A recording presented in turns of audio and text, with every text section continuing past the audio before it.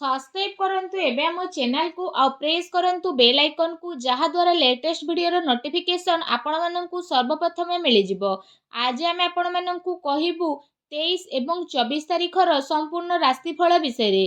जदि हम आपनको कहिबु कि आजिर दिन आपणको पई किपरि साब्यस्त हेबो ता सहित ए दुई दिन रे केउ सब जिनिस रे आपणको फायदा हेबो केउ सब जिनिस रे आपणको सावधानियता रखिबा पई पड़िबो आपणकर लव लाइफ किपरि रहिबो कैरियर किपरि रहिबो बिजनेस आ व्यापार किपरि रहिबो ता सहित स्वास्थ्यर महत्वपूर्ण इनफॉरमेशन मध्य आमे ए भिडियो रे आपण माननकु कहिबाकू जाउछु आ भिडियो शेष रे आमे आपण माननकु किछि उपाय विषय रे मध्य कहिबु जहा द्वारा आपण ए दुई दिन को आहुरी अधिक शुभ और मंगलदायक साब्यस्त करि परिबे। आगो को वीडियो आरंभ करबा पूर्व आमर आपनको रिक्वेस्ट जदि आपण हमर ए चैनल ले नुआ करि आछंती चैनल को सब्सक्राइब करंतु सांगरे नोटिफिकेशन बेल को मध्य ऑन करंतु जहा द्वारा समय समय सो नुआ नुआ वीडियो रे नोटिफिकेशन आपणक पाखरे पहुंची जिवो।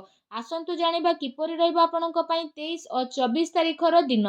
जदि सबुठारु प्रथमे आमे आपणको कहिबु कि कोन आजि आपणक पई विशेष भाबरे पॉजिटिव रहबा पई जाउछि जदि आमे कहिबा तो फ्रेंड्स जदि आपण व्यवसाय करूछंती किंबा जदि आपण चाकरी कोठी करूछंती तो निवेश पई ए दुई दिन रे नुआ नुआ अवसर आपणको मिलिबो ता सहित आपणकर आर्थिक निवेश पई ए दुई दिन बहुत भलो रहिबो जहा द्वारा आपणको आर्थिक लाभ प्राप्ति हेबार बहुत भलो अवसर मध्य मिलिबो आपणकर भाग्य मध्य आपणको बहुत अधिक साथ देबो तथा काम कार्य क्षेत्र रे आपणको बहुत भलो सफलता मध्य प्राप्त हेबो। एहा सहित जदि कहबा चल अचल संपत्ति दृष्टि निवेश करिबा आपणक पई बहुत ही भलो साब्यस्त हेबो सेथि पई समय आ परिस्थिति को देखिकी निवेश रो भलो अवसर आपण देखि नियंतु तथा निवेश करंतु जहा द्वारा आपणको भलो सफलता मिलिबो एवं आर्थिक स्थिति मध्य आपणकर काफी मजबूत रहिबो।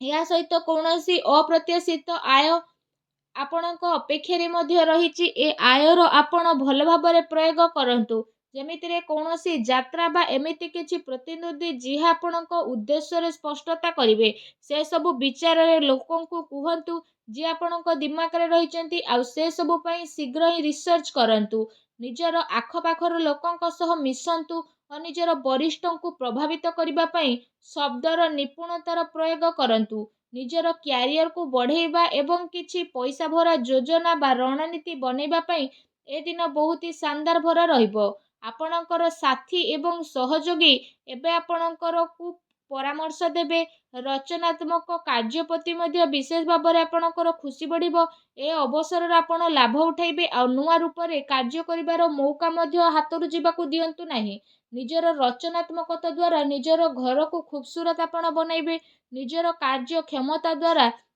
जणे आ जण को प्रभावित करिवे कार्य क्षेत्र रे लाभर जोग मध्य बनुछि आकस्मिक धन लाभ मध्य ए दिन रे आपण को होई पारे।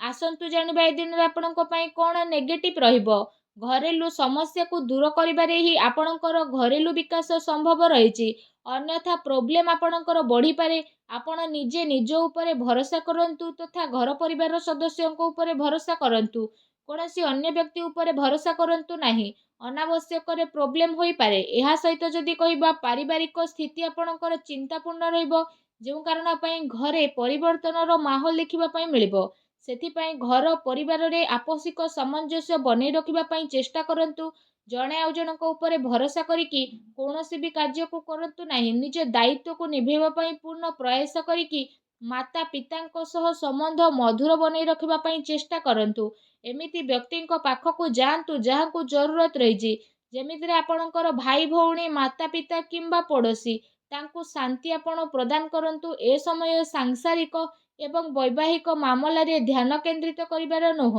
आपण निजर दृष्टिकोण को बदलैबा आ नुआ विचार को भाबिबार टाइम रही बहुत सारा लोक आपण को केते सारा कथबार्ता करि पारंती जहा द्वारा आपणकर अधिकतर टाइम मल्टीटास्किंग रे व्यतीत हेबो बा से सब आपण करंतु जहा आपण करिबा पई चेष्टा करूछंती आ आपण को शीघ्र ही सफलता प्राप्त हेबो आ आपणक परिवार को मध्य ताहा प्रभावित करि देबो आपण से सब रे सावधान रहंतु कार्यभार रो अधिकता कारणरु शीघ्र ही काम सब को आपण समय रे सह पूरा करिवे सेथि पई क्रोधर आपणकर अधिकता रहिबो ନକାରାତ୍ମକ ବିଚାର ଠାରୁ ଦୂରେଇ ରୁହନ୍ତୁ ଏବଂ ଅଧିକାରୀଙ୍କ ଠାରୁ ବାଦ ବିବାଦ କରିବା ଠାରୁ ଦୂରେଇ ରୁହନ୍ତୁ। ଏହା ଆପଣଙ୍କ ପାଇଁ ବହୁତ ହି ଭଲ ରହିବ। ଆସନ୍ତୁ ଜାଣିବା ଏ ଦିନରେ ଆପଣଙ୍କର ଲଭ୍ ଲାଇଫ୍ କିପରି ରହିବ। ଆପଣଙ୍କ ପ୍ରେମ ଜୀବନରେ ସମ୍ଭାଳିକି ଚାଲିବାର ଆବଶ୍ୟକତା ରହିଛି, କାରଣ ଟିକେ ବିବାଦ ଆପଣଙ୍କର ବଡ଼ ହୋଇପାରେ ଓ ତାର ପ୍ରଭାବ ଆପଣଙ୍କର ପ୍ରେମ ଜୀବନରେ ନକାରାତ୍ମକ ରୂପରେ ମଧ୍ୟ ଆସିପାରେ। ଆପଣଙ୍କର ପ୍ରେମ ପାଇବା ପାଇଁ ମଧ୍ୟ ସ୍ଥିତି ପୂରଣ ହେବ। ଆଉ ଏମିତି ବ୍ୟକ୍ତି ଆପଣଙ୍କ ଜୀବନରେ ଆସିବେ ଯିଏ ଆପଣଙ୍କୁ ଗୋଟେ ପ୍ରିୟତମ ରୂପରେ ଖୁସି ପ୍ରଦାନ କରିବେ, ଆଉ ଗୋଟେ ଫ୍ରେଣ୍ଡସ୍ ରୂପରେ ଆପଣଙ୍କୁ ସାଥ ମଧ୍ୟ ପ୍ରଦାନ କରିବେ। ଏ ଦିନ ପ୍ରେମ ଜୀବନ ପାଇଁ ବହୁତ ହି ଭଲ ଦିନ ସାବ୍ୟସ୍ତ ହେବ। ତା ସହିତ ଏ ଦିନରେ ଆପଣଙ୍କୁ ଅବଶ୍ୟ ହିଁ ଲାଭ ଉଠେଇବାର ରହିଛି। ଆସନ୍ତୁ ଜାଣିବା ଏ ଦିନରେ ଆପଣଙ୍କର ବ୍ୟବସାୟ କ୍ୟାରିୟର କିପରି ରହିବ। ଏ ଦିନରେ ବ୍ୟବସାୟିକ ଗତିବିଧି ଆପଣଙ୍କର ସଫଳ ହେବ। କାରବାରରେ ଧନ ଲାଭର ସ୍ଥିତି ବନିବ। ପ୍ରପର୍ଟି ଏବଂ ସେୟାର ବଜାରରେ ନିବେଶ କରିବା ଆପଣଙ୍କ ପାଇଁ ଲାଭଦାୟକ ରହିବ। ଅନାବଶ୍ୟକ ଖର୍ଚ୍ଚର ଅଧିକତା ରହିବ, ଯାହାଦ୍ୱାରା ଆପଣଙ୍କୁ କଣ୍ଟ୍ରୋଲ ମଧ୍ୟ କରିବାକୁ ପଡ଼ିବ। ତା ସହିତ ଚାକିରି କରୁଥିବା ବ୍ୟକ୍ତିବିଶେଷଙ୍କ ପାଇଁ ଏ ଦିନ ବହୁତ ଭଲ ରହିବ। ବିଦ୍ୟାର୍ଥୀ ବର୍ଗଙ୍କ ପାଇଁ ମଧ୍ୟ ଦିନ ମିଲାଜୁଲା ରହିବ।